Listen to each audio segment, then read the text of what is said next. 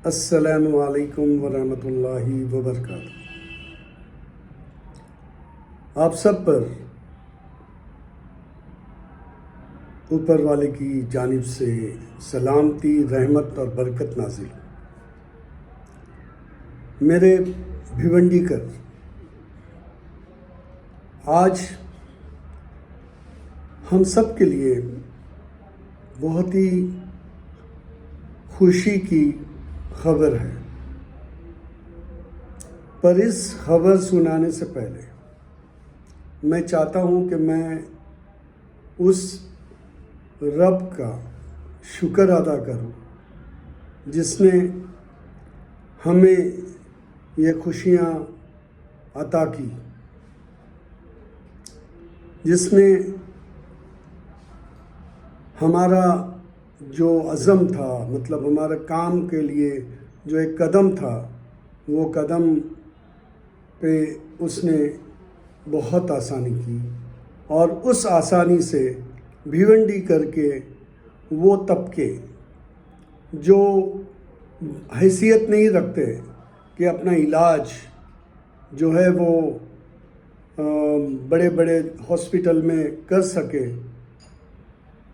मैं बात कर रहा हूँ Indira Gandhi hospital, memorial hospital Bhiwandi की बात कर रहा हूँ। यहाँ पर जो खुशखबरी है वो ये कि Bhiwandi, Indira Gandhi Bhiwandi memorial hospital 200 bed का डिक्लेयर हुआ है और उस डिक्लेरेशन जो गवर्नमेंट ऑफ महाराष्ट्र ने की है, वो डिक्लेरेशन में भिवंडी के लिए बहुत ही फ़ायदा होने का जो है वो बात आगे बढ़ चुकी है। एक इसमें ऊपर वाले ने मुझे एक अदना सा हिस्सा रखा जिसकी खुशी का मैं इजहार करना चाहता हूँ, पर उस इजहार से पहले मैं सच्चे दिल से कह रहा हूँ कि ये जो बात मैं करने जा रहा हूँ ये कोई भी बड़ाई की बात नहीं है।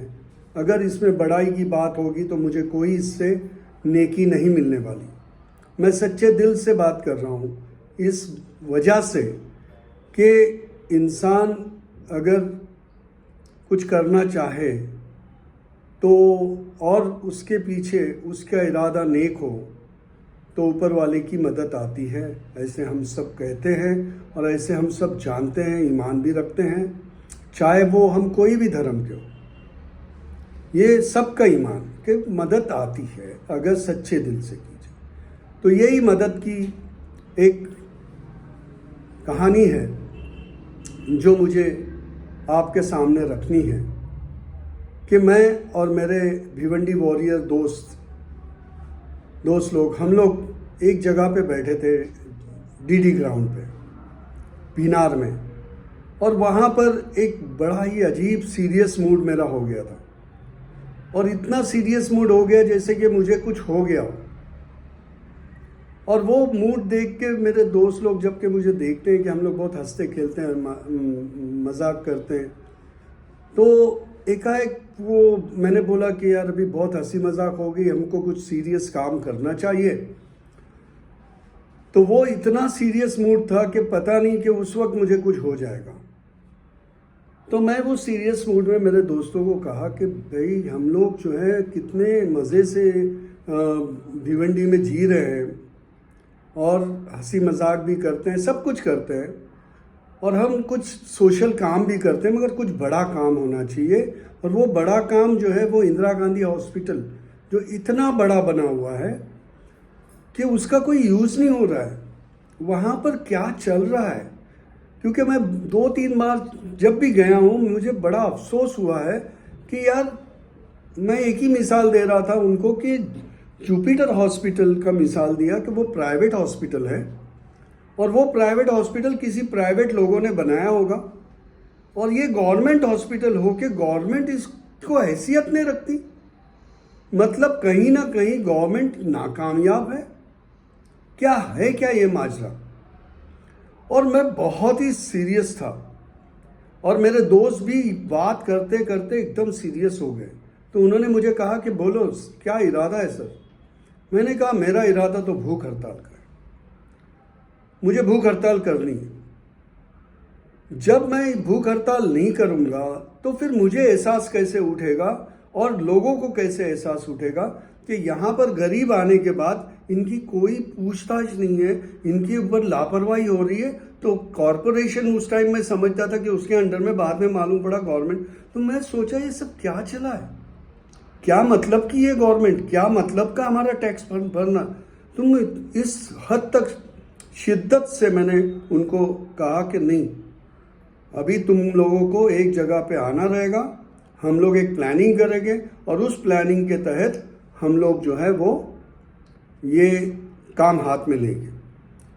तो अल्हम्दुलिल्लाह वो सब मेरे दोस्त, जिसमें हम हिंदू भाई भी हैं, हम मुस्लिम भाई भी हैं, बहुत ही प्यारा ग्रुप है हमारा, और कोई ऊंच नीच नहीं है, कोई भेदभाव नहीं है।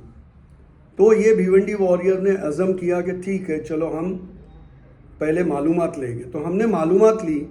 मालूमात लेने पे हमें पता चला, और हमने मालूमात ऊपरी सिरे से ली कि मिनिस्टर कौन है, हेल्थ मिनिस्टर महाराष्ट्र के, फिर उसके नीचे कौन आता है, उसके नीचे कौन आता है, उसके नीचे कौन आता है, और उसके बाद आखिर में भिवंडी कॉरपोरेशन इंदिरा गांधी हॉस्पिटल का मेन कौन है। तो बोले वहाँ के डीन है जो भी, उनका हमने नाम वाम पता किए, और हमने राजेश टोपे साहब का भी का लिखे, उनके नीचे लिखे, उन कैसे कैसे। बट हमने ये ज़रूर सोचा था कि चाहे कुछ भी हो जाए हम स्ट्रेट राजेश टोपे साहब के पास जाएंगे और स्ट्रेट बात करेंगे। मगर उससे पहले हम जो है इंदिरा गांधी हॉस्पिटल की वीडियो बनाएंगे, उसके अंदर के हालात देखेंगे, उसका जायज़ा लेंगे, डीन से मिलेंगे, डीन को बातें बताएंगे, क्वेश्चनरी बनाएंगे, आंसर्स लेंगे। मुतमईन आंसर नहीं मिला तो then we will start not from anything about the dean of Bhiwandi, but will start from the minister of the health minister of Maharashtra. पता नहीं कहाँ से कॉन्फिडेंस था, कोई पहचान नहीं कि राजेश टोपे साहब के पास किसके थ्रू जाना है। हमने कोई भी पॉलिटिकल हेल्प का कुछ इरादा नहीं किया, और ये भी इरादा किया कि हम पॉलिटिकल हेल्प नहीं लेंगे, अपने बलबूते पे जाएंगे, क्योंकि मिनिस्टर हमारे लिए होते हैं, हमारे जो है भिवंडी के लिए होते हैं, महाराष्ट्र के लिए होते हैं, तो वो क्यों नहीं मदद करेंगे। ये कॉन्फिडेंस था हमारा, और नहीं करेंगे तो हम भूख हड़ताल करेंगे, और सबसे पहले भूख हड़ताल पे मैं बैठूंगा। और वो इरादा करके हम चले गए और डीन से मिले। डीन ने तो पहले हमको जो है ऐसी बातें किया कि आपको बता नहीं सकते, कि बातें बस ऐसी हुड़ हुड़ की बातें थी, जिसके अंदर मुझे तो उन्होंने लल्लू पंजू ही समझ के बात किया, और मेरे दोस्त लोग भी देख रहे थे, और मैं भी अपने आप को एकदम लल्लू पंजू समझ के बात ही उनसे समझ रहा था। पर अल्हम्दुलिल्लाह मेरा अज़म था, अच्छा था, नेक था, तो जाहिर है मुझे पता है कि मुझे मदद आएगी। वो मदद के ज़रिए मुझ में कुव्वत ये आई कि मैंने उन्हें क्वेश्चन आंसर किया। मैंने पहले उनकी सलाहियत, मतलब उनकी जो उनके अंदर क्या है वो मैंने बाहर निकाला। मैंने उनको 3 सवाल किया कि सर क्या आपके पास स्टेटस है? तो बोले है मेरे पास स्टेटस। किस चीज़ का स्टेटस है? तो उन्होंने बोले हाँ मैं तो क्वालिफाइड डॉक्टर हूँ वगैरह वगैरह। बोला सर आपके पास ताकत है? तो बोले हाँ, बल्कि मैंने मजाक भी किया उनकी कि सर आपको देख के लगता है कि आप बहुत हेल्दी हो। फिर आपके पास टाइम है? तो बोले हाँ टाइम है। तो बोले ऐसे सवालात क्यों कर रहे हैं? बोला सर सवाल ये इसीलिए है कि आपको ऊपर वाले ने तीनों चीज़ें दी हुई है, अब इस 3 चीज़ों का आप क्या उपयोग करते हो वो मैं देखना चाहता हूँ। आपको मैं एक ही सवाल करूँगा, उसके बाद मैं आगे बात बढ़ाऊँगा। तो मैंने उन्हें एक ही सवाल किया कि क्या आपके घर का कोई भी मेंबर अगर बीमार हो जाता है तो विल यू एडमिट, क्या तुम इंदिरा गांधी हॉस्पिटल के डीन हो के यहाँ एडमिट करोगे क्या? मैंने कहा ऊपर वाला ऐसा न करे कि आपका कोई जो है घर वाला बीमार हो, मगर हुआ तो क्या आप यहाँ एडमिट करोगे क्या? तो उन्होंने कहा सॉरी मैं नहीं करूँगा। तो मैंने उनको कहा फिर क्या फ़ायदे का है तुम्हारा ये सब चीज़ें? Why you are been paid by government? क्यों गवर्नमेंट से पगार आप ले रहे हो? और गवर्नमेंट क्यों इतना पीछे है कि वो जुपिटर आगे निकल जाता है और इंदिरा गांधी हॉस्पिटल आगे नहीं निकल जाता? मैंने कहा सर मैंने क्वेश्चनरी लाया हूँ, मैं सबमिट कर रहा हूँ, इसके मुझे जवाब चाहिए, और अगर आपको आपके कंधे मजबूत करने हैं तो आप हमारे जवाब दोगे और हम आपके साथ देंगे ताकि ये ग्रोथ ले।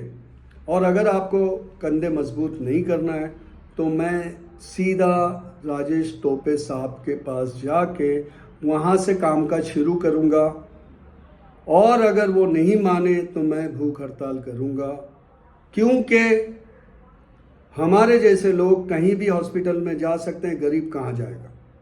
और ये मेरा फ़र्ज़ बन जाता है क्योंकि मैं भिवंडी में पैदा हुआ हूँ, तो मेरा फ़र्ज़ बनता है, मुझे कल ऊपर वाले को जवाब देना पड़ेगा कि मैंने क्या किया। तो मैं ये बड़ी बातें नहीं कर रहा हूँ, मैं ये बताना चाह रहा हूँ कि ये अज़म था और इत्तेफाक आगे की बात ये होना था कि उन्होंने कहा कि ठीक है मैं कोशिश करता हूँ, मैं देखता हूँ मेरे ऊपर ये लायबिलिटी वो लायबिलिटी वगैरह वगैरह। मैंने बोला साहब सब होगा, आप स्टेप आगे करो। इत्तेफाक से उसके बाद next day champion sports park पे एक कबड्डी टूर्नामेंट था, और उस कबड्डी टूर्नामेंट में रईस शेख साहब का आना हुआ, और रईस शेख साहब ने पूछा कि ये चैम्पियंस किसका है, तो उनको बताया कि रवीश भाई का। तो रईस शेख साहब मुझे कुछ हद तक जानते थे, तो उन्होंने बहुत खुशी जाहिर की और मुझे कहा कि अगर वो इधर है तो मैं मिलना चाहूँगा कि भिवंडी में एक अच्छी चीज़ बनी है। और मुझे मालूम पड़ा तो मैं भी फ़ौरन चले गया उनसे मिलने, और इत्तेफाक से उन्होंने मुझे देखते ही अपने पास बड़े इज्जत से और बड़े अदब से मुझे बिठाया, और वो बात करते करते मैंने उनको उस मौके का फ़ायदा उठाया कि सर मैं आपके एरिया में भूख हड़ताल करने जा रहा हूँ, तो आप प्लीज़ मुझे सपोर्ट करिए। तो बोले क्या बात है, क्या भूख हड़ताल करने जा रहे हो? मैं बोला sir Indira Gandhi hospital government का होके ये क्यों नहीं हो सकता है? वो बेड वो हॉस्पिटल में लोगों को कुछ सुविधा नहीं है। तो बोले रवीश भाई ये बात तो आप बहुत सही बोल रहे हो, और उन्होंने उसी वक्त मुझे कहा कि रवीश भाई आपको पता नहीं है मेरा सिलसिला ऑलरेडी शुरू हो गया है, और आप मंडे के दिन आप सीधा मंत्रालय की मीटिंग में आओ, मेरी मीटिंग है और उसमें मैं आपको दावत देता हूँ। देखो अज़म और रईस शेख साहब का मिलना और अल्लाह सुब्हान ताला की मदद शुरू। और रईस शेख साहब अल्हम्दुलिल्लाह अल्लाह उनको नवाजें और उनको बरकत दे, उनको रहमत में रखे, उनको और अच्छाइयों का अल्लाह मौका दे। मैं कहता हूं कि जब मैं वहाँ जाने से पहले मुझे वसवसे हो रहे थे कि मैं जाऊं या नहीं जाऊं, क्योंकि ये पॉलिटिकल फील्ड है। अब पॉलिटिकल फील्ड में मैं जाता हूं तो अल्हम्दुलिल्लाह मेरे पॉलिटिकल फील्ड में तमाम जितने भी हाई स्टेटस के पॉलिटिशियंस हैं वो मेरे अपने दोस्त जैसे भी हैं, मेरे क्लाइंट भी हैं, और बहुत क्लोज हूँ। तो मुझे डर लगने लग गया था कि मैं इनके साथ जाऊंगा तो मेरा लेबल तो नहीं लग जाए मुझे, पर मुझे ऐसा हुआ कि नहीं, हमको तो अच्छा काम करना है, हमको लेबल नहीं लगाना है, हमको बस अल्लाह को राज़ी, ईश्वर को राज़ी करना है। तो हमने ये कदम उठाना चाहिए, हमको फ़ायदा उठाना है चाहे किसी से भी हो। बट रईस शेख साहब इतने सिंसियर थे कि उन्होंने जब मुझे वहाँ बुलाया तो he was waiting for me कि मैं साथ में जाऊँगा तो कुछ डिस्कशन करूँगा। और कमाल है कि वो डिस्कशन इतना हेल्दी था कि मैंने मेरे ज़िंदगी में नहीं सोचा था।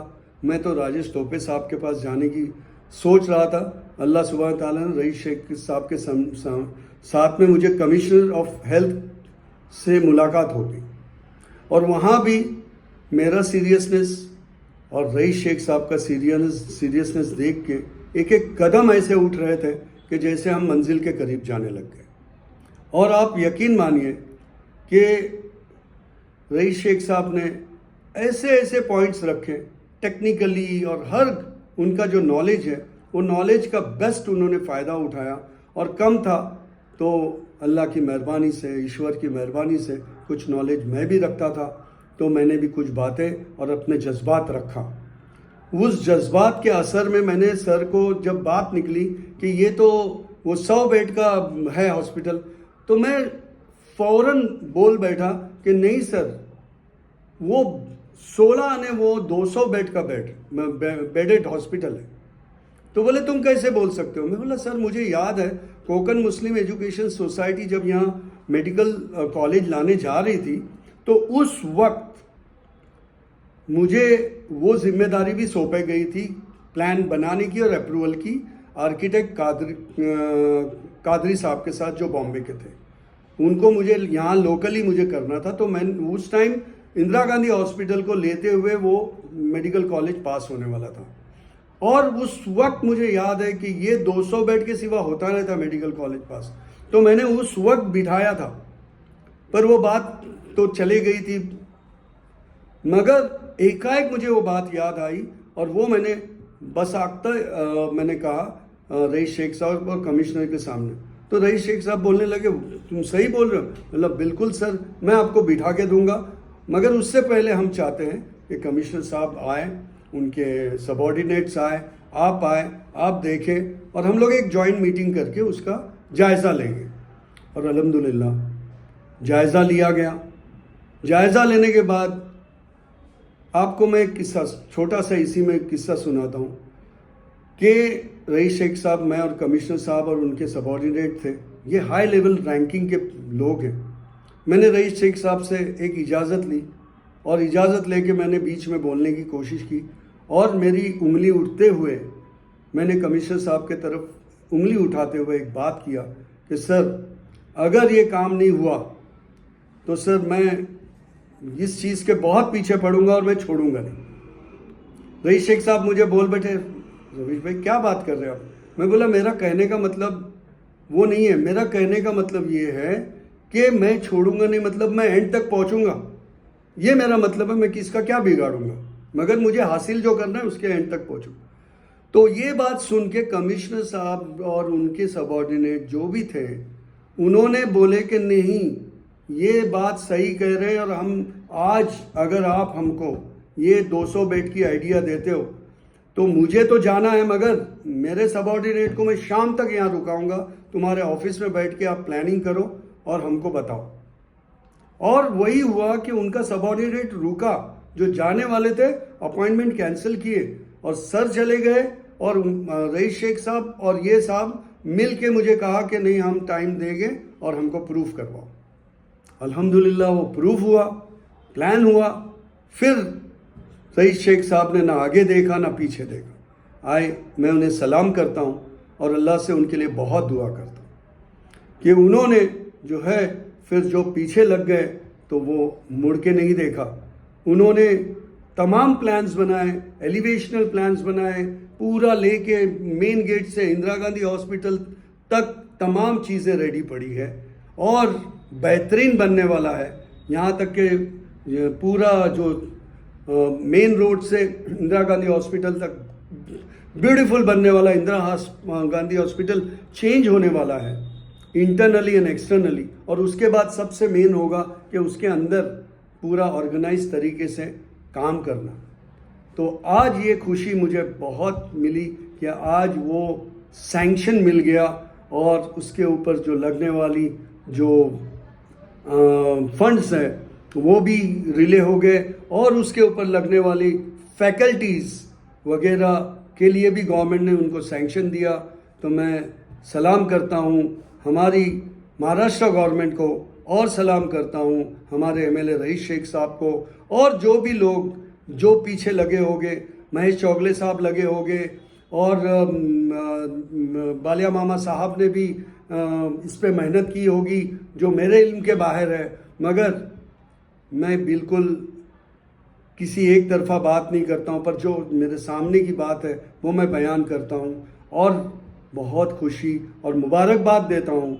और अभी भी मैंने रईस शेख साहब को कहा कि मेरी पूरी सलाहियत मैं उसमें झोंकने को तैयार हूँ, तन मन धन से, ताकि हम यहाँ के गरीबों को अच्छा इलाज, के ज़रिए पैदा कर सके। और अल्लाह सुब्हानहू ताला जो है और ईश्वर भगवान गॉड ये हमारे लिए जो है आसानी हमारे भी ज़िंदगी में करे और एक भिवंडी कर वालों को जो है एक अच्छी गरीबों को एक अच्छी तिब्बी और मेडिकल फैसिलिटी मिले।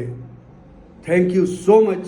आई am very grateful to Allah सुब्हानहू ताला and very grateful for the people behind this achievement. Jai Maharashtra, Jai Hind. Thank you.